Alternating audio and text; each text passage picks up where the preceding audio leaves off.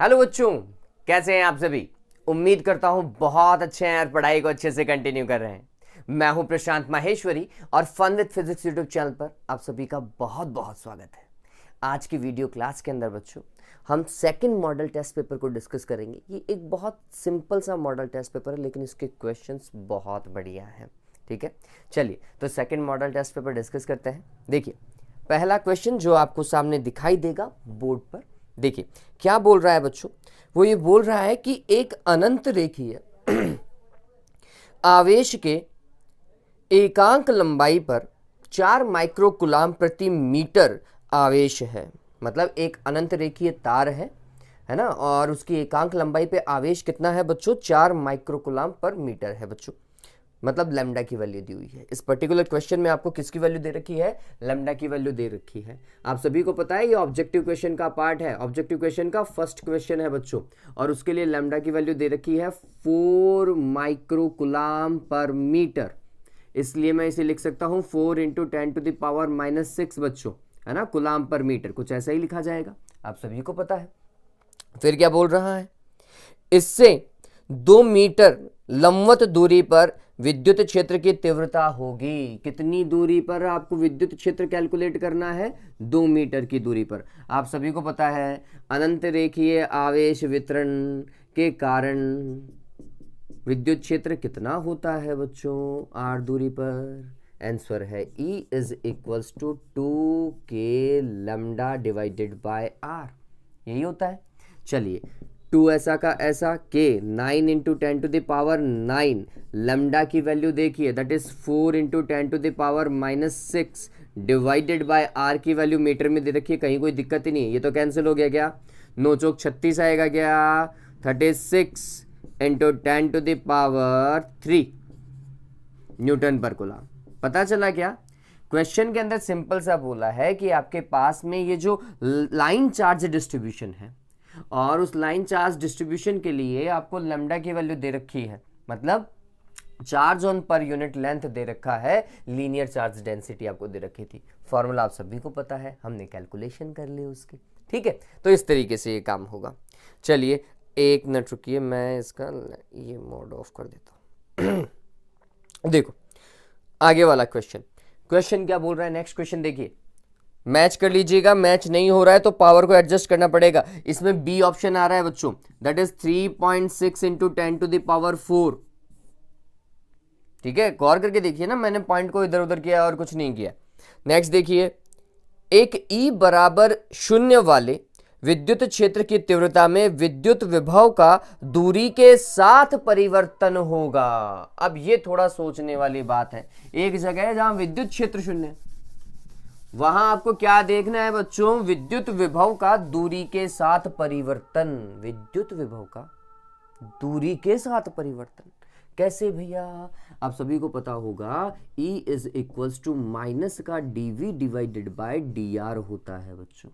और बोल रहा क्या है, विद्युत क्षेत्र 0 है, तो मतलब -dV डिवाइडेड बाय dr जो है वो 0 हो गया। इसका मतलब dV डिवाइडेड बाय dr भी क्या होगा, 0। बताओ भाई, किसी भी फंक्शन का अवकलन, है ना, डिफरेंशिएशन 0 है, इसका मतलब वो फंक्शन क्या होगा, कांस्टेंट होगा। अरे अंदर वाली राशि ही नियत होगी तब भी जाके तो अवकलन 0 आएगा। अंदर की राशि ही नियत होगी तभी जाके अवकलन 0 आएगा, ध्यान में रखिएगा। इसका मतलब ये है v क्या होना चाहिए था, कांस्टेंट होना चाहिए था, नियत होना चाहिए था, तभी जाके तो वो 0 आता।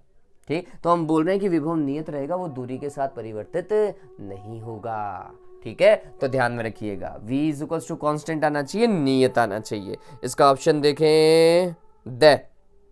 ठीक है, फिर आगे देखो, मीटर ब्रिज का तार बना होता है। बताओ भाई, मीटर ब्रिज का वायर कौन सी मेटल का बना हुआ होता है, मेटल नहीं अलॉयज होती है वो, है ना, मिश्र धातु होती है। कौन सी बच्चों, मैग्नीन, कॉन्स्टेंटिन और eureka. Manganin, constantan and eureka. ठीक है, ध्यान में रखिएगा। तो ऑप्शन चूज कर लीजिए, कॉन्स्टेंटिन है लगा लीजिएगा, मैग्नीन भी दे रखा है, यूरेका भी दे रखा है, ब और से दोनों आएंगे। इसमें थोड़े बहुत चेंजेस करने की रिक्वायरमेंट है इस पर्टिकुलर क्वेश्चन के अंदर। ध्यान में रखिए कौन कौन से ऑप्शन है, ब और से दोनों ही सही है, कहीं कोई दिक्कत नहीं है। आगे देखो, जब कोई आवेशित कण किसी चुंबकीय क्षेत्र के लंबवत दिशा में गति करता है तो कण की राशि जो परिवर्तित होती है। अरे भगवान, बहुत बढ़िया सवाल है। क्या बोल रहा है? कोई मैग्नेटिक फील्ड, देखो क्वेश्चन नंबर कौन सा है? 4th है ना। वो कोई बोल रहा है कि कोई आवेशित कण है जो कि मैग्नेटिक फील्ड में चुंबकीय क्षेत्र में लंबवत प्रवेश कर रहा है।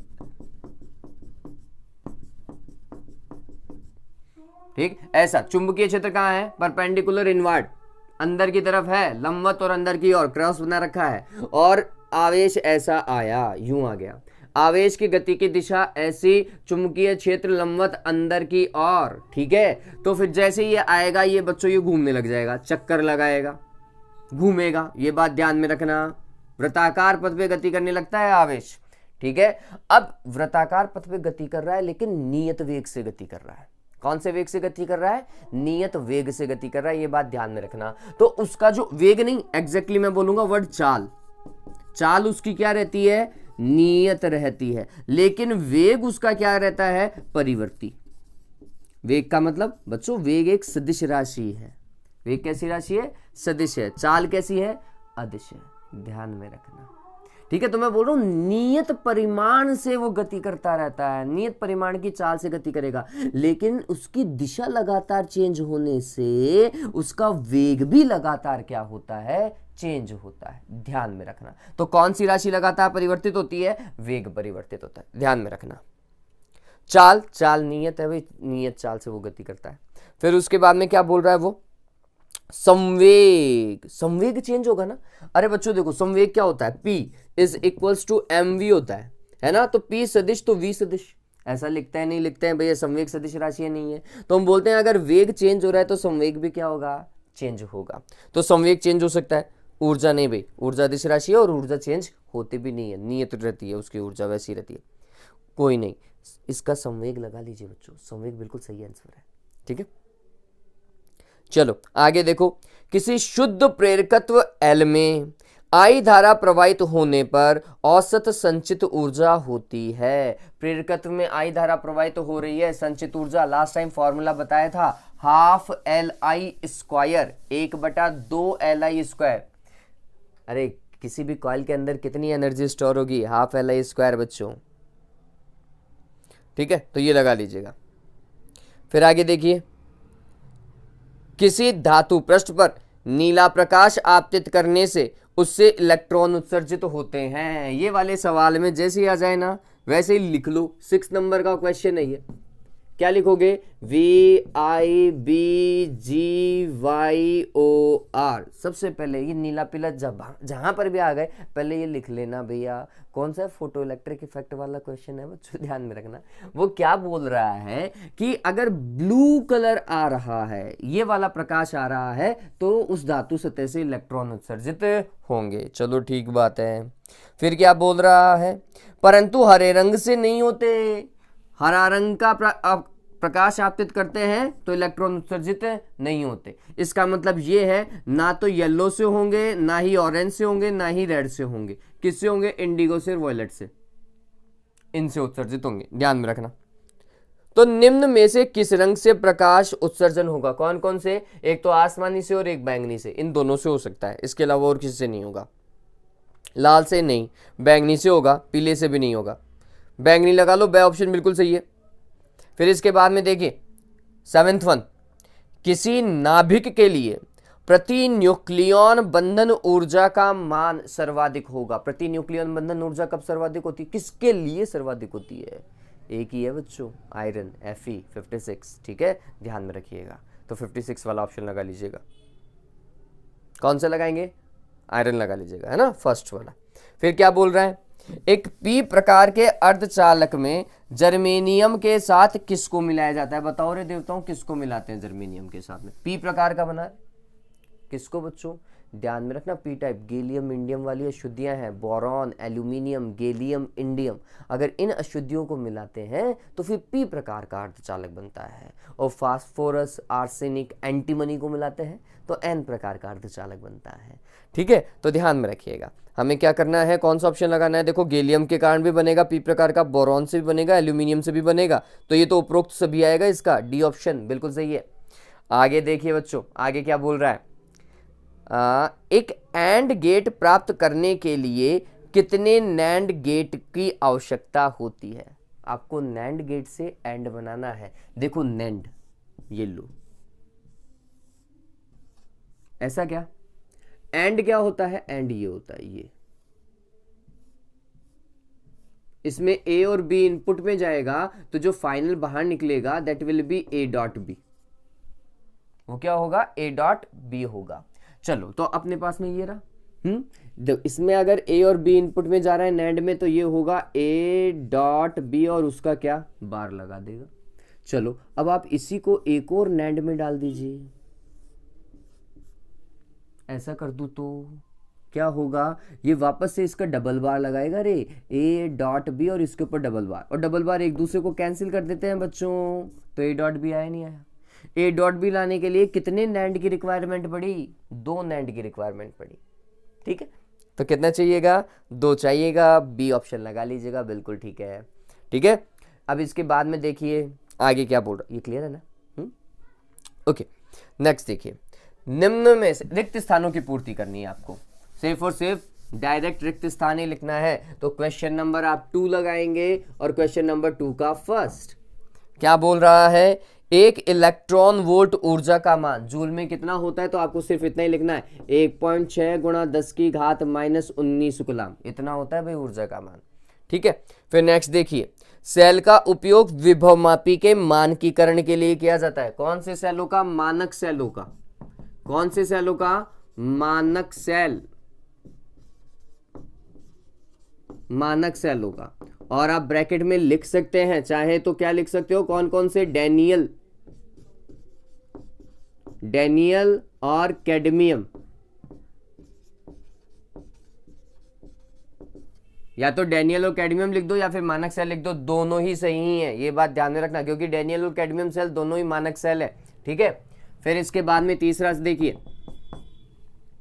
क्या बोल रहा है? अन्योन्य प्रेरण गुणांक का विमीय सूत्र होगा। बच्चों ये तो निकालना पड़ेगा भैया, ये निकालना पड़ेगा, ये लंबी खीर हो गई। तो अब इसका रफ कार्य समझो।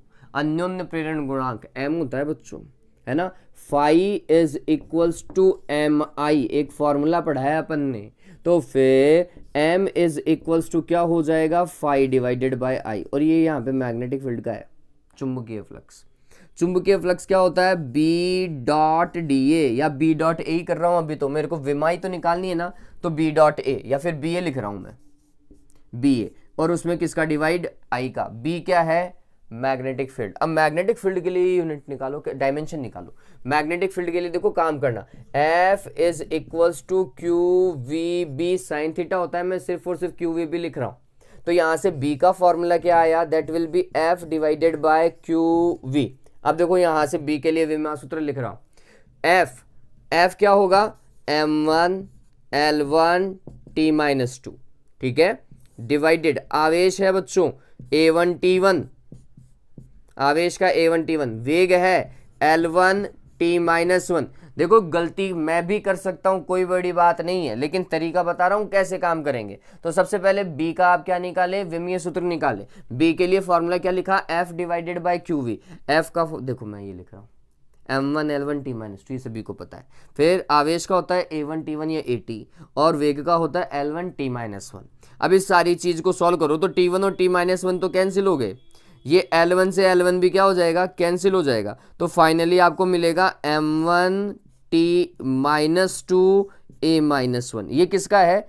चुंबकीय क्षेत्र B का है। चलो मान रखते हैं, तो चुंबकीय क्षेत्र B के लिए अगर मैं मान रखूं तो ये क्या बन रहा है बच्चों? तो आंसर है m1 t⁻² और a⁻1। ठीक है, बात यहां तक हुआ।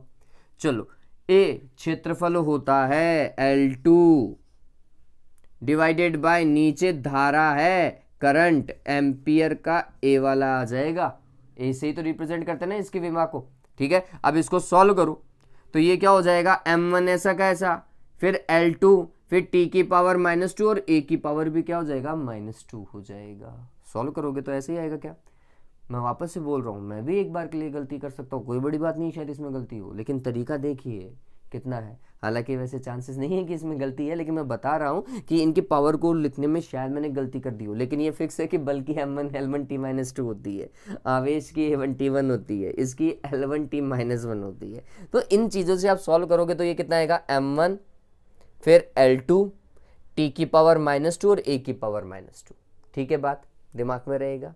चलिए अब इसके बाद में देखो, हो गया विमा सूत्र आ गया ना, तो विमा सूत्र डायरेक्ट लिख देते हैं, हमें सिर्फ इतना ही लिखना है, m1 L2 T की पावर -2 A की पावर -2, है ना।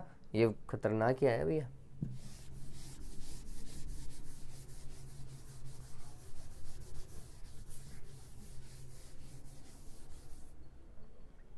फिर इसके बाद में देखिए आगे कैसे काम करेंगे। प्रक्रिया द्वारा, फोर्थ वन, प्रक्रिया द्वारा पीएन संधि का निर्माण किया जाता है। कौन सी प्रक्रिया भाई, पीएन संधि के निर्माण के लिए दो प्रक्रियाएं होती हैं, पहला है विसरण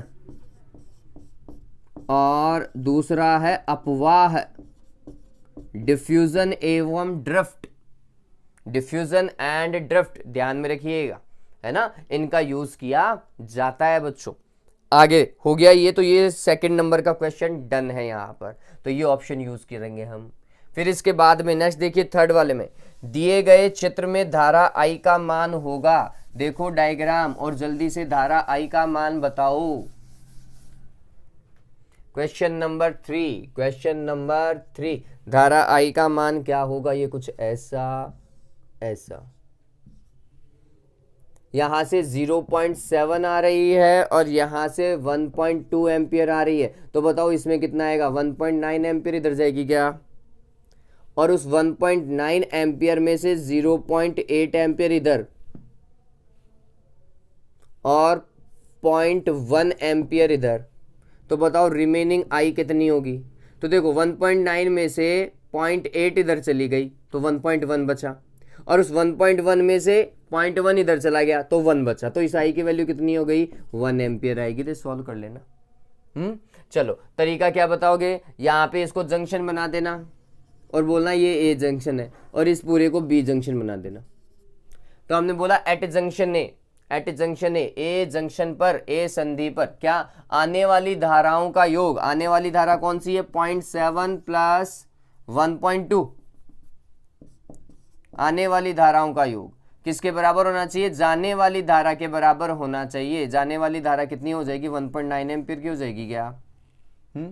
फिर एट जंक्शन बी आने वाली धारा कौन सी है, सिर्फ और सिर्फ यही है 1.9 का योग जाने वाली धाराओं के योग के बराबर। जाने वाली धारा कौन सी है, 0.1 प्लस 0.8 प्लस जो आई हमें कैलकुलेट करनी है, ऐसा।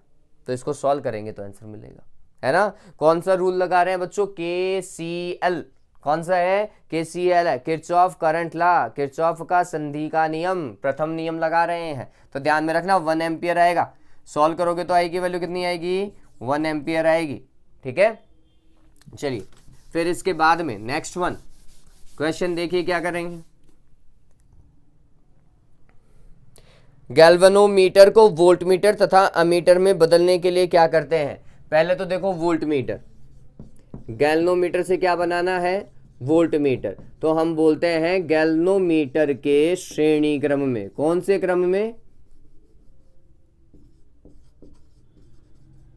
श्रेणी क्रम में उच्च प्रतिरोध लगाते हैं, गैल्वेनोमीटर के श्रेणी क्रम में उच्च प्रतिरोध लगा करके। ठीक है, तो वो किस में कन्वर्ट हो जाएगा, वोल्टमीटर में। और अगर अमीटर में लगाना है तो क्या करेंगे बच्चों, गैल्वेनोमीटर के समांतर क्रम में, अरे ये तो याद ही रखोगे, समांतर क्रम में क्या लगाते हैं, शंट लगाते नहीं लगाते, शंट लगाकर, है ना। कुल मिलाकर के मैं ऐसे बोल रहा हूं कि अगर ये गैल्वेनोमीटर है तो गैल्वेनोमीटर के जस्ट बगल के अंदर एक बहुत बड़ा प्रतिरोध लगा दो RH, तो वो हो गया वोल्टमीटर। और अगर अमीटर बनाना है तो गैल्वेनोमीटर और गैल्वेनोमीटर के जस्ट समांतर क्रम में क्या लगा दो बच्चों, एक शंट लगा दो, तो ये क्या बन जाएगा, अमीटर है। ये ध्यान में रखो, बस इतना सही था। आगे देखो, कण की तरंगीय प्रकृति का समर्थन करने वाले प्रयोग का नाम है डेविसन जर्मर प्रयोग। कौन सा प्रयोग है वो बच्चों? डेविसन जर्मर प्रयोग। फिर अगला क्या बोल रहा है? निरोधी विभव को परिभाषित कीजिए। निरोधी विभव कौन सा? Stopping potential. अरे फोटो इलेक्ट्रिक इफेक्ट के अंदर था निरोधी विभव, विक्षुब्ध विभव, अंतक विभव, सारी बात एक ही है। स्टॉपिंग पोटेंशियल की बात कर रहा है वो। इस पोटेंशियल के ऊपर फोटो इलेक्ट्रिक करंट, प्रकाश विद्युत धारा शून्य हो जाती है। ठीक है, प्रकाश विद्युत प्रभाव प्रयोग के अंदर वह दिया गया ऋणात्मक विभव या एनोड प्लेट को कैथोड के सापेक्ष में दिया गया वह ऋणात्मक विभव जिस पर प्रकाश विद्युत धारा का मान शून्य हो जाता है, निरोधी विभव कहलाता है। वापस से ये विभव किसको दे रहे हैं? एनोड को। किसके सापेक्ष में? कैथोड के सापेक्ष में। ठीक है, तो हम बोलते हैं प्रकाश विद्युत प्रभाव प्रयोग में एनोड प्लेट को कैथोड के सापेक्ष दिया गया वह ऋणात्मक विभव जिस पर प्रकाश विद्युत धारा का मान शून्य हो जाता है, क्या कहलाता है? निरोधी विभव कहलाता है। ठीक है, न्यूक्लियर रिएक्टर में दो मंदकों के नाम, ये कल वाला ही बच्चों है। कौन कौन सा? एक तो D2O और एक ग्रेफाइट। लास्ट वाला मतलब अपने किया था ना, D2O एंड ग्रेफाइट, ध्यान में रखिएगा। फिर नेक्स्ट देखिए 7th वन, एक रेडियो एक्टिव पदार्थ की अर्ध आयु कैपिटल T है, अर्ध आयु कैपिटल T। ठीक है, तब T/2 समय पश्चात कितने भाग शेष बचेगा? बहुत बढ़िया। कुल समय कितना दिया हुआ है? क्वेश्चन को देखिए, 7th वन कौन सा है? 7वां। ये तीसरे का 7वां है, ध्यान में रखना। वो बोल रहा है कि total time small t is equals to T/2। ठीक है, ये क्वेश्चन बहुत अच्छे से करवा रखे हैं, वीडियोस देखिएगा और डिस्क्रिप्शन जरूर देखो। मैं डिस्क्रिप्शन के अंदर वीडियोस लिंक डालता हूं, उनके अंदर अगर आपको कोई भी इनमें क्वेश्चन में दिक्कत है तो आप वहां पे आपको वीडियो लिंक मिल जाएगा, उसके ऊपर टिक करके आप वीडियो देखिए बच्चों। क्योंकि सारा 12th का कोर्स जो है वो चैनल पे अवेलेबल है, सारे के सारे प्लेलिस्ट वाइज अवेलेबल है। तो प्लेलिस्ट में जाओ, आपको बहुत सारी प्लेलिस्ट दिखाई देंगी जो 12th के सिलेबस की ही है, मोस्टली सारा का सारा सिलेबस करवा रखा है। चलिए, स्मॉल टी का फॉर्मूला बहुत अच्छे से बता रखा है, एन इंटू कैपिटल डी होता है बच्चों, ये बात ध्यान में रखना। दैट इज T/2, ये क्वेश्चन में दे रखा है। एन क्या है? अर्धायु कालों की संख्या, और टी क्या है? अर्धायु काल। तो कितने अर्धायु कालों की संख्या हो गई? 1/2। ठीक, अब वो क्या बोल रहा है? कितने सक्रिय नाभिक शेष बचेंगे इतने समय पश्चात? कितने सक्रिय नाभिक शेष बचेंगे? सक्रिय नाभिकों की संख्या n is equals to n0 divided by 2 the power n। n0 ऐसा का ऐसा divided by 2 the power n, मतलब 2 की पावर 1/2। 1/2 मतलब अंडर रूट लगा दूं क्या? अरे ये 1/√2 हो गया क्या? फिर 1/√2 हो गया, इसका मतलब कितना हुआ? 0.707। ऑलमोस्ट प्रारंभ के 70%।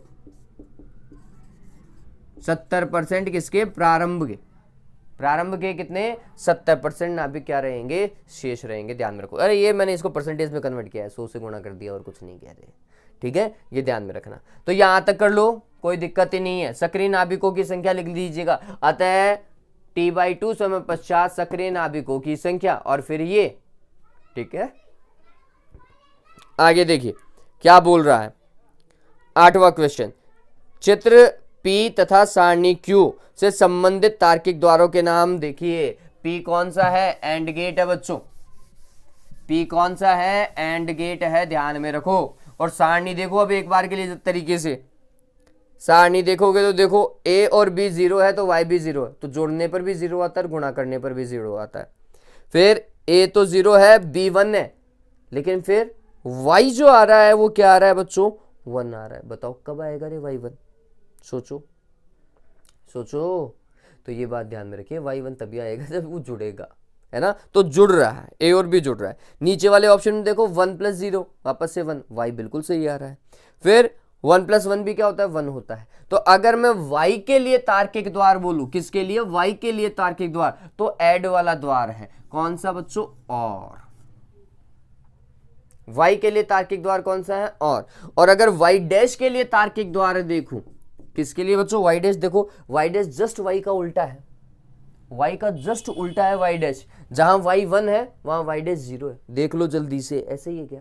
उल्टा है, पूरा का पूरा उल्टा है। तो अगर y डैश जो है वो y का उल्टा है, इसका मतलब अगर ये और है तो y डैश नॉर होगा। ध्यान में रखना, जस्ट उल्टा। तो ये ध्यान में रखें, या तो नॉर हो सकता है,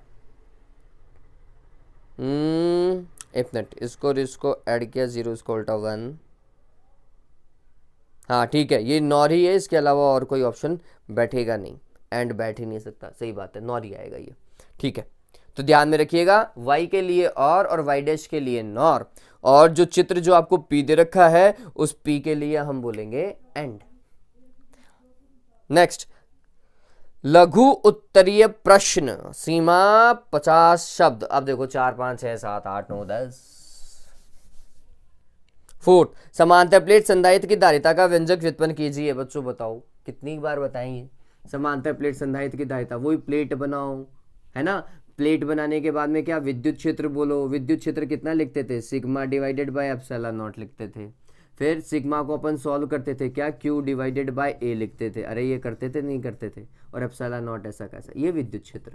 फिर V बराबर क्या लिखा करते थे, ED लिखा करते थे। तो इसको किससे मल्टीप्लाई कर दूं मैं, D से।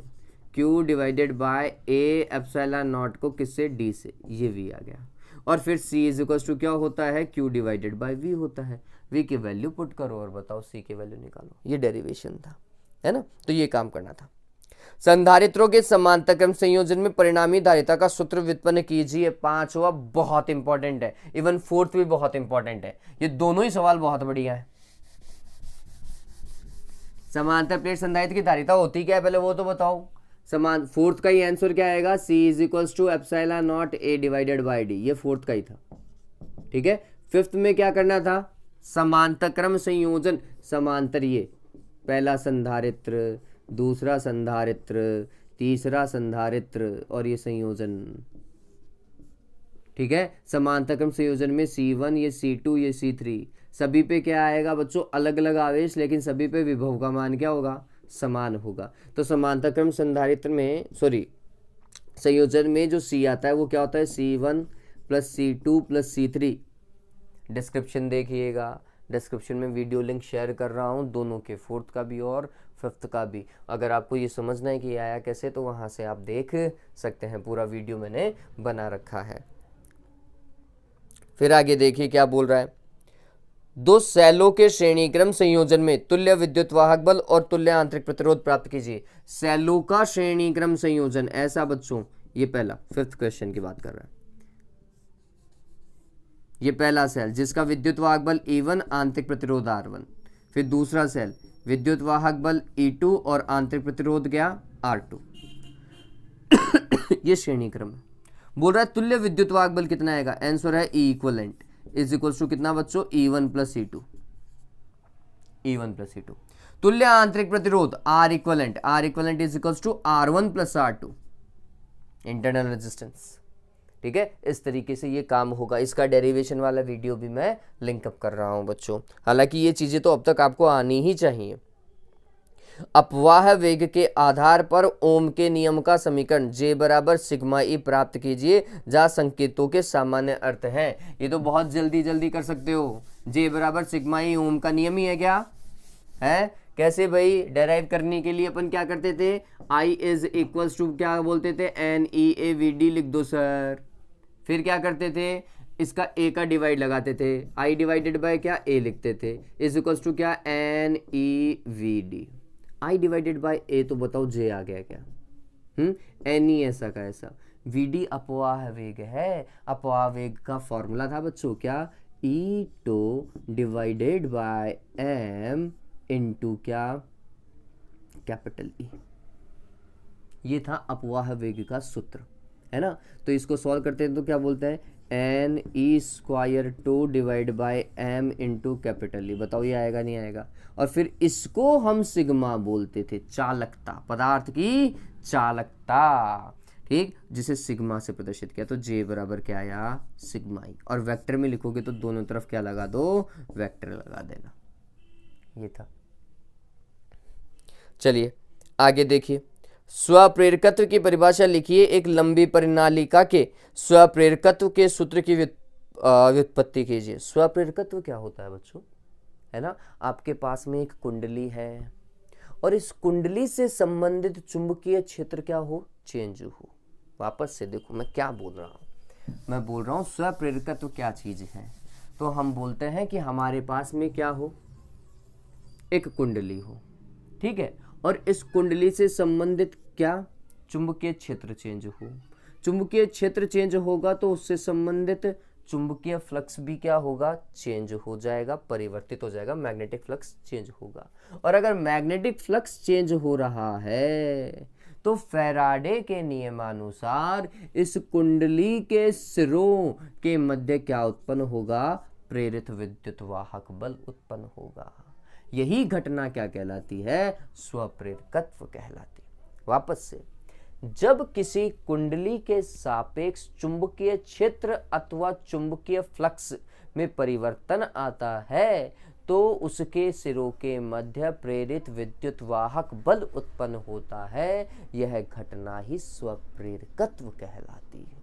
ठीक, चलिए फिर आपको क्या कैलकुलेट करना है, परिनालिका के लिए स्वप्रेरण गुणांक कैलकुलेट करना है, एल की वैल्यू, वो भी परिनालिका के लिए। इसके लिए अपन ने क्या बोला था कि परिनालिका के लिए जो मैग्नेटिक फील्ड होता है सेंटर पे, वो कितना होता है, mu naught small n into I, जिसे आपने अगर डेरिवेशन में देख रखा है तो कुछ ऐसा लिखा था बच्चों। स्मॉल एन को क्या लिखता है, टोटल फेरों की संख्या डिवाइडेड बाय परिनालिका की लंबाई। मैं स्मॉल एन लिख रहा हूँ, ये ध्यान में रखना। स्वप्रेरकत्व को इससे प्रदर्शित करते हैं, एल से प्रदर्शित करते हैं। फिर क्या काम कर रहे थे, तो हमने बोला कि ये मैग्नेटिक फील्ड जनरेट हुआ। इस मैग्नेटिक फील्ड के कारण एक फेरे से संबंधित चुंबकीय फ्लक्स, सिर्फ एक ही टर्न से संबंधित चुंबकीय flux phi is equal to सिर्फ और सिर्फ बी है ना। बी कितना बच्चों, जो ऊपर लिखा, mu naught n divided by L into I, और इसे से मल्टीप्लाई कर दिया, ये फाई। लेकिन ये सिर्फ एक फेरे से थी, तो टोटल एन फेरों से कितना चुंबकीय फ्लक्स होगा, तो हमने बोला टोटल फ्लक्स। तो क्या होगा, एक फेरे से जो संबंधित फ्लक्स है एक फेरे के लिए, है ना, एक टर्न के लिए, उसको टोटल टर्न से मल्टीप्लाई कर दो। तो फिर इसको एन से मल्टीप्लाई करूंगा तो ये क्या हो जाएगा, म्यू नॉट एन स्क्वायर आई डिवाइडेड बाय क्या बच्चों, एल। ये आ गया चुंबकीय फ्लक्स। फिर चुंबकीय फ्लक्स का फॉर्मूला होता है फाई इज इक्वल टू क्या बच्चों, एल आई होता है।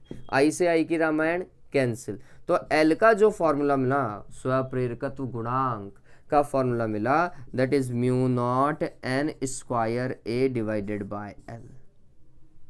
ये है डेरिवेशन, तो यही है। इसको आगे और सॉल्व कर सकते हैं, लेकिन आ चुका है, इतना भी एग्जाम में करके आओगे, काम कंप्लीट है। वैसे मैं लिंक शेयर कर रहा हूं तो डिस्क्रिप्शन जरूर देखो आप, ठीक है। डन हुआ, इस तरीके से ये कैलकुलेट करेंगे। ये क्या था, स्वप्रेरण गुणांक। उस स्वप्रेरण गुणांक और अन्योन्य प्रेरण गुणांक दोनों का जो विमा होता है वो समान होता है, ध्यान में रखना। और इनकी मात्रक क्या होती है, हेनरी। मात्रक क्या होता है बच्चों, हेनरी होता है, ध्यान में रखना। फिर आगे देखो क्या बोल रहा है वो, 9th वन, स्मॉल आर तथा कैपिटल आर त्रिज्याओं की दो सकेंद्रीय वृत्ताकार कुंडलियां समाक्ष रूप में स्थित हैं। बहुत बढ़िया भाई। एक देखो, एक स्मॉल आर है और एक और कुंडली है जिसकी त्रिज्या कितनी है, कैपिटल आर है। ठीक बात है। जब कैपिटल आर का मान बहुत ज्यादा है स्मॉल आर से, तो कुंडलियों के बीच अन्योन्य प्रेरकत्व ज्ञात करो। एम कैलकुलेट करना है इस बार, और ये आपके बुक में नहीं दे रखा, लेकिन ध्यान में रखिए हम क्या बोल रहे हैं। इसके लिए हमने बोला कि अगर इसमें पहली वाली कुंडली में आई धारा जा रही है, कितनी धारा जा रही है, आई धारा जा रही है, ठीक, पहली वाली कुंडली में आई धारा जा रही है, तो इस कुंडली के केंद्र पर चुंबकीय क्षेत्र, आर त्रिज्या वाली कुंडली के, तो हमने बोला यदि, अब ये मैं इसका पूरा लिख रहा हूं क्योंकि ये कहीं मैंने भी नहीं करवा रखा है शायद, तो देखिए, तो हमने बोला माना कैपिटल आर त्रिज्या की कुंडली में आई धारा प्रवाहित हो रही है, तो इसके केंद्र पर चुंबकीय क्षेत्र। कैपिटल आर त्रिज्या की कुंडली के केंद्र पर चुंबकीय क्षेत्र कितना होगा, हमने लिखा B is equals to mu naught I divided by 2R। बताओ बच्चों यही होता है क्या? कुंडली के केंद्र पर तो यही होता है, आप सभी को पता होना चाहिए। फिर चुंबकीय क्षेत्र आ गया। अब ये चुंबकीय क्षेत्र किससे संबंधित है? अंदर वाली कुंडली से संबंधित है। अतः अंदर वाली कुंडली से संबंधित चुंबकीय फ्लक्स, अतः स्मॉल r त्रिज्या, और दोनों में फेरों की संख्या एक एक ही है बच्चों, इसलिए n यूज नहीं कर रहे। अतः स्मॉल r, क्योंकि उसने बोला ही नहीं है ना, अतः स्मॉल r त्रिज्या की कुंडली से संबंधित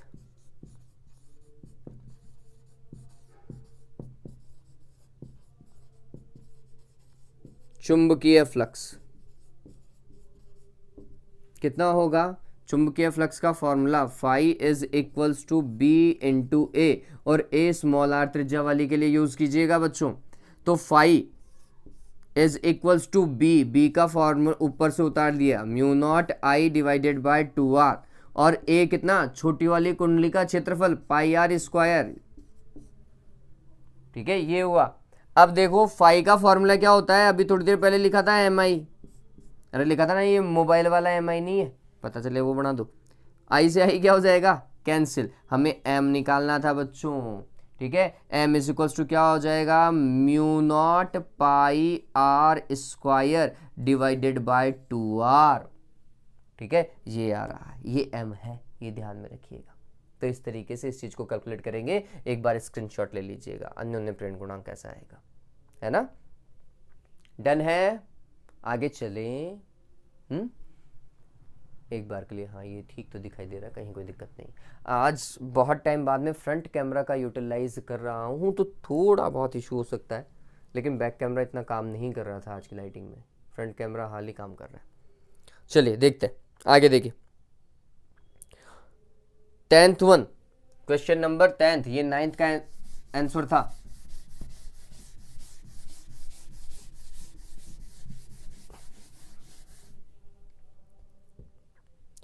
कोई वस्तु 15 सेंटीमीटर वक्रता त्रिज्या के अवतल दर्पण से, ये लो अवतल दर्पण बच्चों, अवतल ऐसा, क्वेश्चन नंबर 10 है,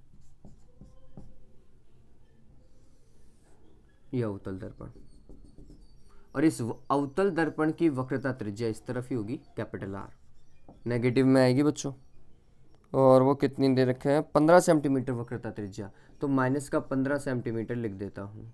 तो एफ वैल्यू क्या हो जाएगी दर्पण के लिए? r/2 हो जाएगा क्या?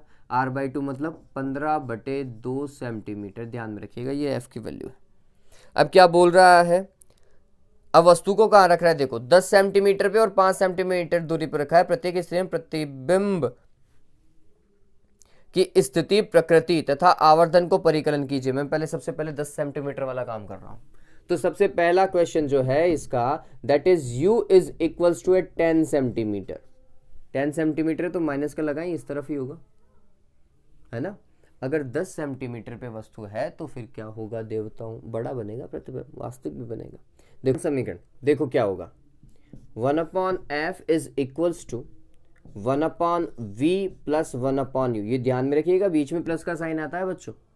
तो फिर क्या करेंगे भाई, 1/f वैल्यू होगी 2/15, अरे 15/2 है, उल्टा कर दो, इज इक्वल्स टू 1/v, ये v तो कैलकुलेट करना है, u की जगह कितना लिखूं? 1/10 लिखूं क्या?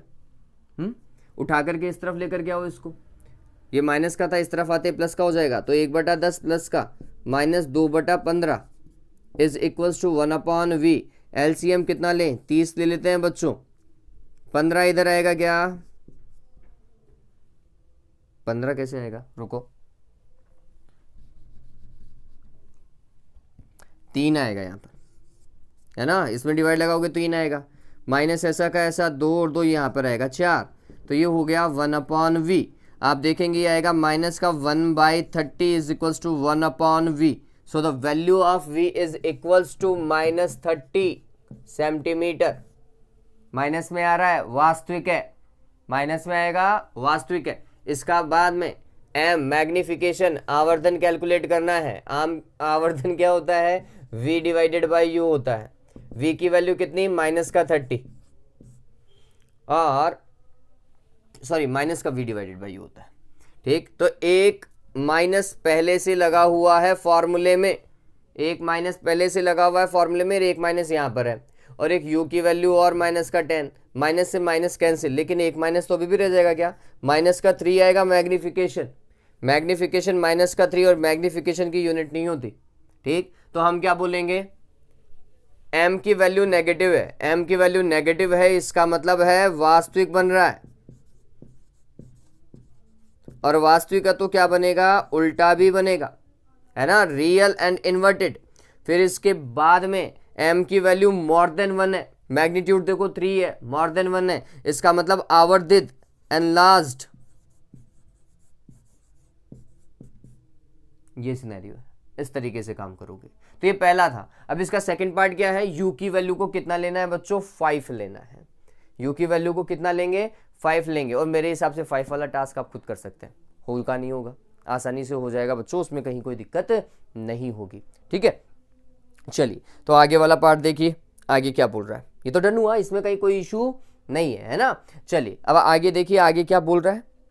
आगे वो हमें ये बोल रहा है कि दो पतले लेंस जिनकी क्षमता दे रखी है, जिनकी क्षमताएं प्लस का 5d एवं माइनस 3d है, परस्पर संपर्क में रखे हैं, संयोजन की फोकस दूरी ज्ञात कीजिए। क्षमताएं दे रखी हैं, इस बार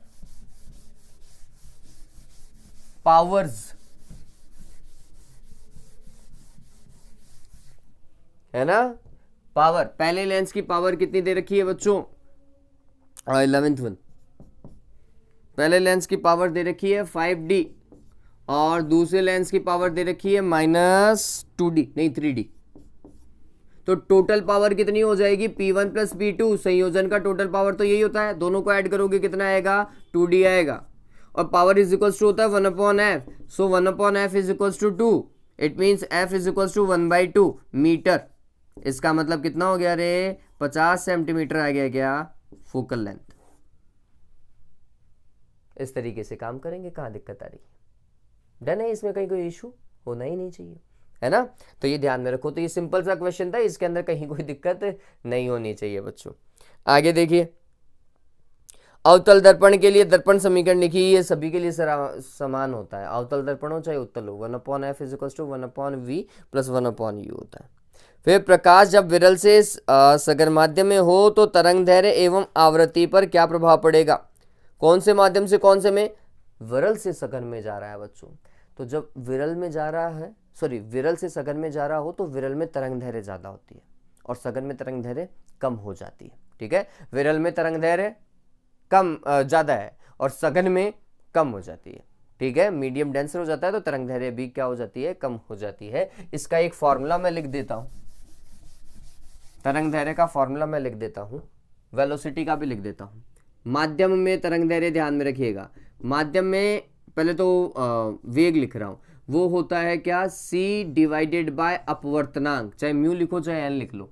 ठीक है, और ऐसे ही तरंग दैर्घ्य, माध्यम में तरंग दैर्घ्य होती है, एयर में जो तरंग दैर्घ्य होती है उसमें अपवर्तनांक का भाग लग जाता है। तो कुल मिलाकर के विरल माध्यम के तरंग दैर्घ्य में अपवर्तनांक का भाग लगाओगे तो तरंग दैर्घ्य में क्या आएगी, कमी आएगी, तो सघन में कम हो जाती है तरंग दैर्घ्य। लेकिन आवृत्ति पे कोई प्रभाव नहीं पड़ता, आवृत्ति कैसी रहती है बच्चों, अपरिवर्तित, कैसी, अपरिवर्तित, ध्यान में रखें।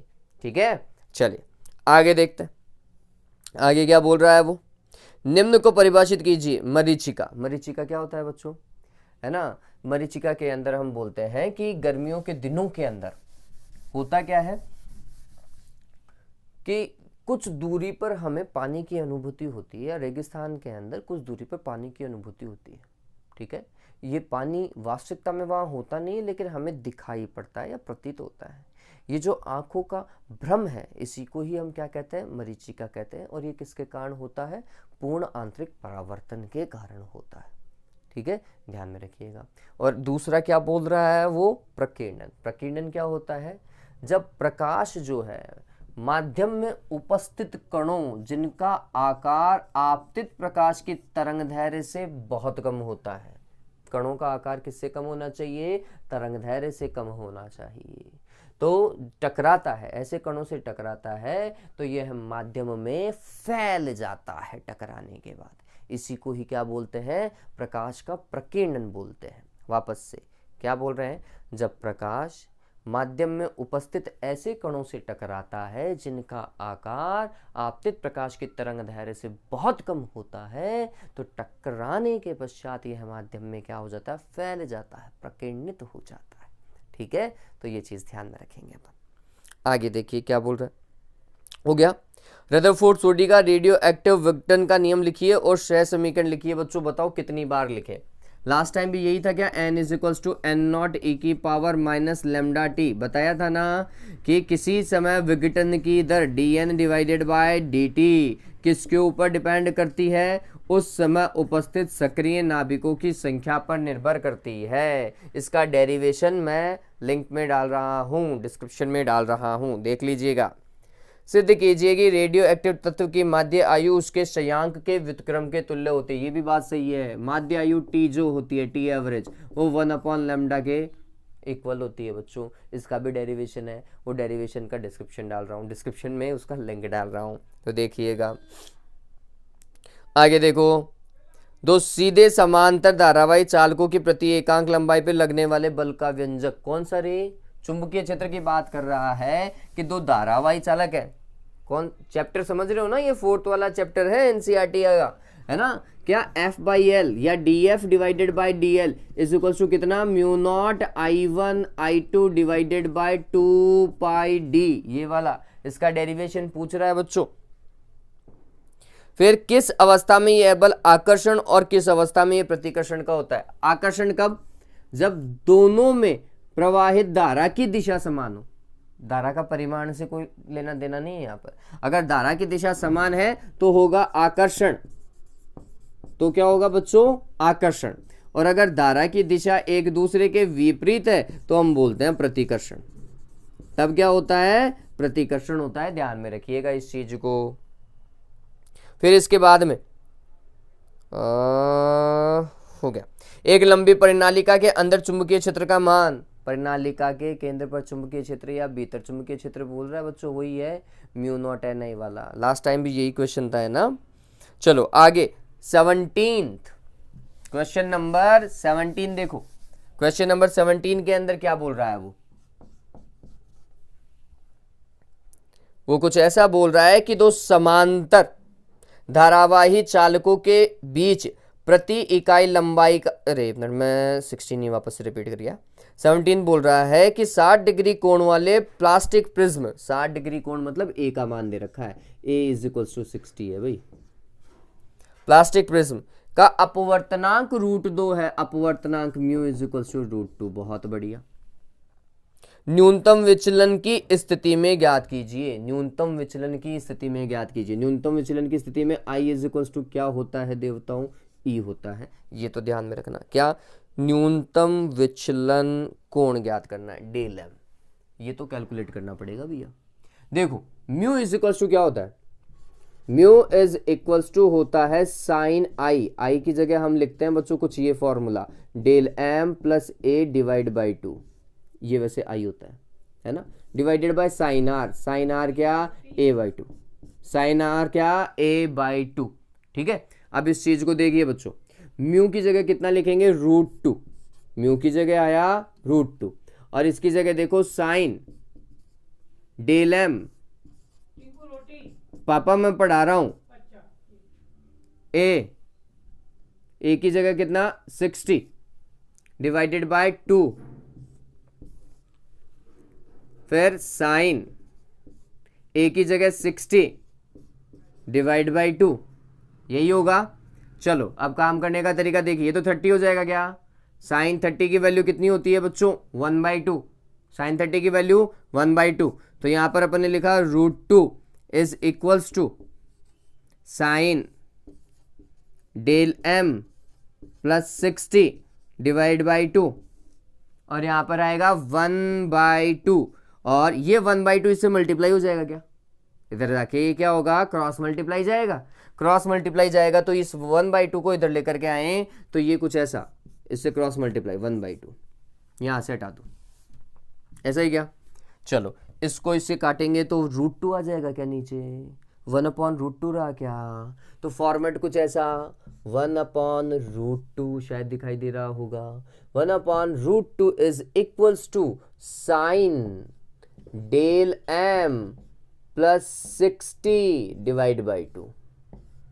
1/√2 साइन में किसकी वैल्यू होती है बच्चों, साइन 45 की, तो हमने लिखा sine 45 is equals to sine del m plus 60 by 2।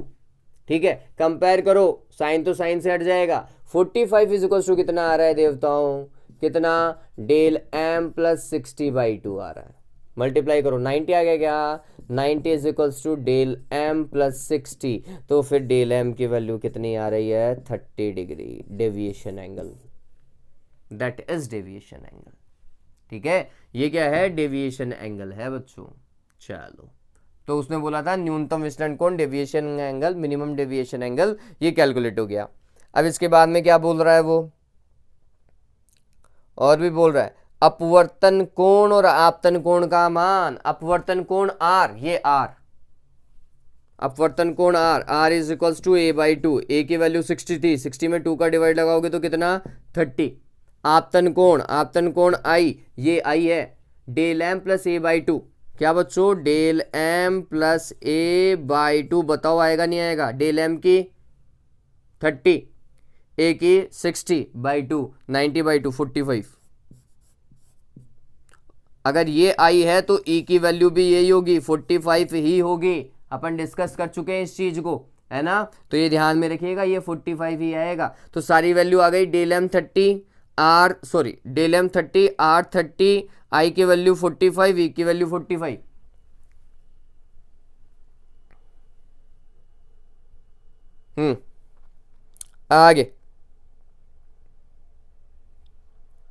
आगे देखिए, एक दूरदर्शी के अभिदर्शक लेंस की फोकस दूरी 1 मीटर है, अभिदर्शक की फोकस दूरी f0 होती है ना। 17वें का नेक्स्ट वाला पार्ट, अभिदर्शक की फोकस दूरी कितनी है, 1 मीटर दे रखी है अभिदर्शक के लिए, f0।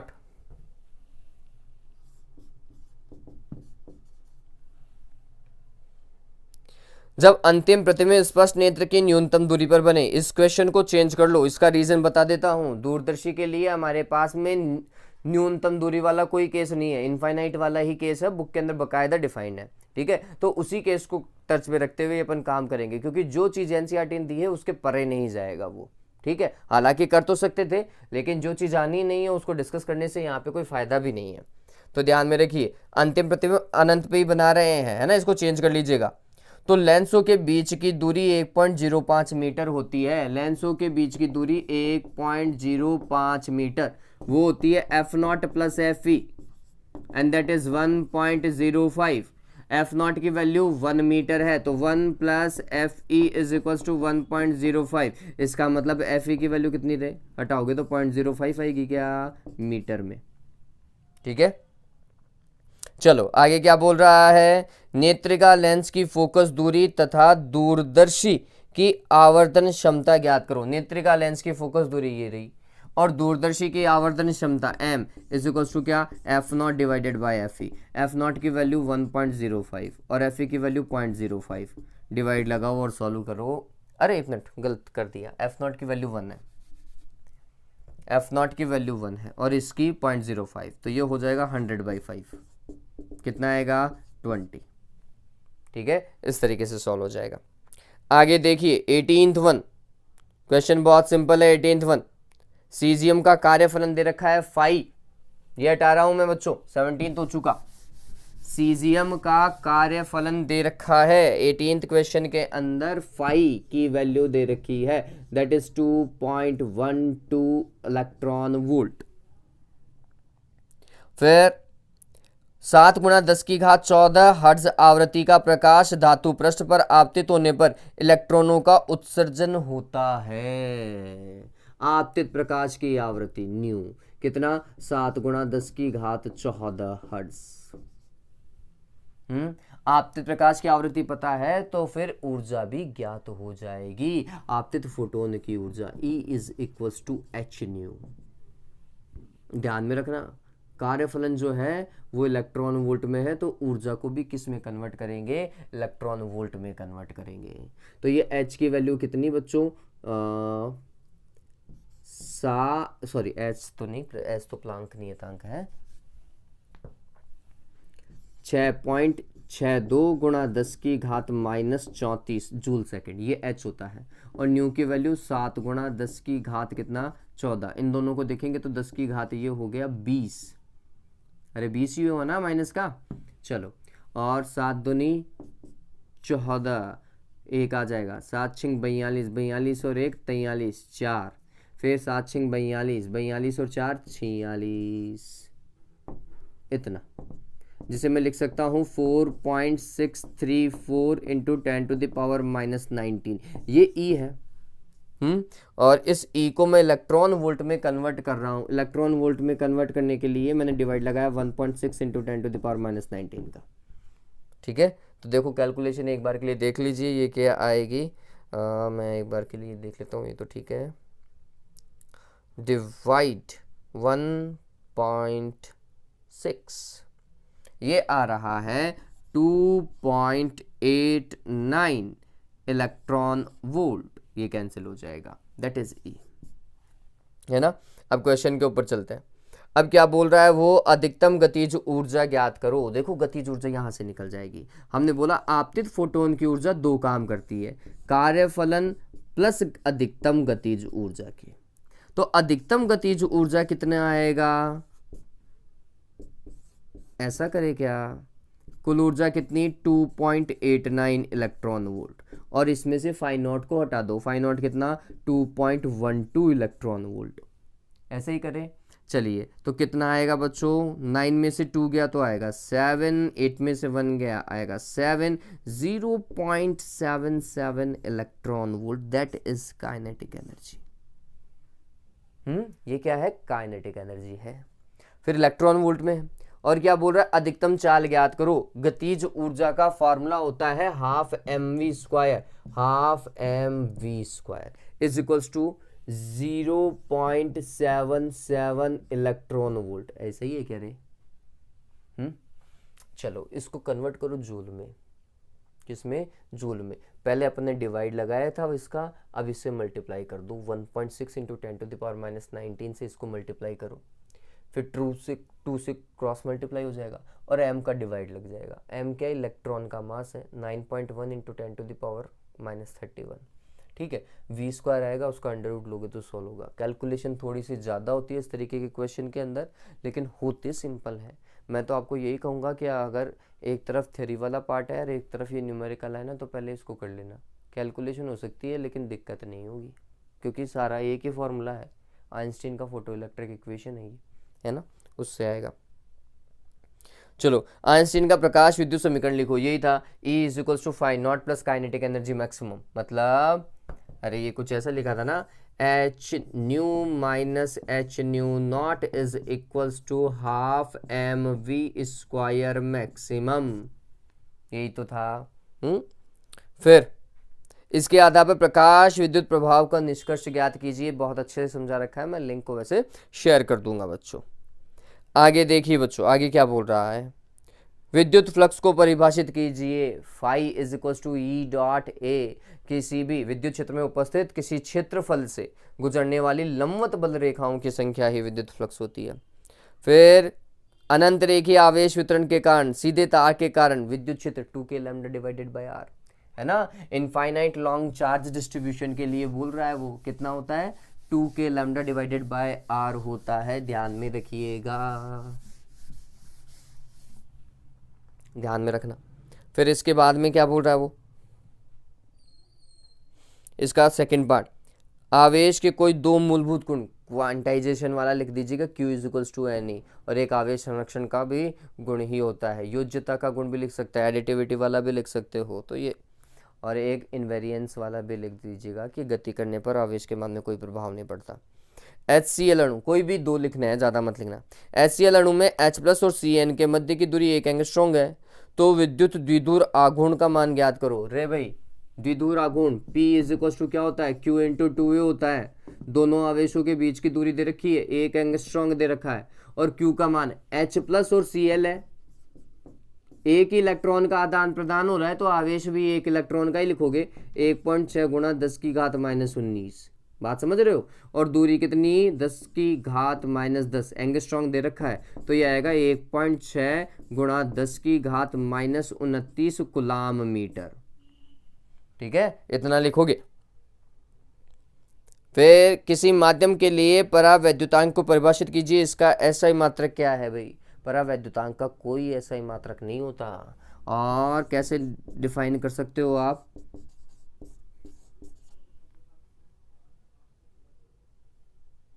सही लिखा है नहीं लिखा है, देख लो एक बार के लिए। εr = FM/F0, कुछ ऐसे ही करते हैं ना। देखो इस चीज को कैसे लिख सकते हैं, हम कुछ ऐसा लिखते हैं बच्चों, FM = होता है 1/4πε0 ठीक है।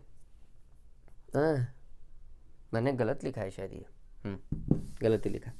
देखो, और यहाँ पर लिखें Q1 Q2 / R²। तो आप देखेंगे कि ये वाली चीज़ तो निर्वात में पहले से थी, ये वाली चीज़ निर्वात में पहले से थी, तो ये निर्वात पे लगने वाला बल, और उसमें किसका भाग लगा रहे हैं, εr का, ये माध्यम में लगने वाला बल है। ठीक, तो εr = क्या होता है, निर्वात में लगने वाला बल डिवाइडेड बाय माध्यम में लगने वाला बल। मैं थोड़ा सा गलत लिख गया था। ठीक, सामने देखिए, तो यहाँ पर हम बोलते हैं कि किन्हीं दो आवेशों के मध्य निर्वात में लगने वाले बल तथा माध्यम में लगने वाले बलों का अनुपात ही क्या कहलाता है, उस माध्यम का परावैद्युतांक कहलाता है। यह एक मात्रकहीन राशि है। कैसी राशि है, मात्रकहीन राशि है, ध्यान में रखेंगे आप। ठीक है, चलिए फिर इसके बाद में जो भी आपको सामने दे रखा है 20 और लास्ट वन, इसमें देखो क्या बोल रहा है वो, निम्न में दिए गए चित्र में x का नाम लिखिए। देखो निवेशी संकेत देखो, निर्गत संकेत देखो। निवेशी AC है और निर्गत क्या है, प्रॉपर पूरा DC है, तो ये है पूर्ण तरंग दृष्टिकारी। ये सवाल बोर्ड का है। फिर दृष्टिकारी किसे कहते हैं, वह युक्ति जो कि प्रत्यावर्ती धारा को दृष्ट धारा में या प्रत्यावर्ती वोल्टता को दृष्ट वोल्टता में परिवर्तित करती है। फिर कार्यविधि, इसके लिए मैं आपको वीडियो लिंक शेयर कर दूंगा। तो ये पूरा का पूरा ये नीचे वाला जितना भी है ना, इसके लिए मैं आपको वीडियो लिंक शेयर कर रहा हूँ। जीनर डायोड वाला तो मैंने लास्ट टाइम भी शेयर किया था डिस्क्रिप्शन के अंदर, तो देख लीजिएगा। उम्मीद करता हूँ आज के वीडियो में कहीं कोई इशू नहीं आना चाहिए। सारे सवाल अपने किए हैं, न्यूमेरिकल कोई भी नहीं छोड़ा है। लगभग इन सारे मॉडल टेस्ट पेपर के जितने न्यूमेरिकल्स है ना, वो सारे के सारे दिमाग में रख लीजिएगा, क्योंकि चांसेस रहते हैं कि इनमें से या इनका जो डेटा है थोड़ा सा चेंज करके न्यूमेरिकल वही आ जाता है। चलिए आज के लिए बच्चों इतना ही। Have a good day, take care, और वीडियो को लाइक और शेयर कर लेना। ठीक है।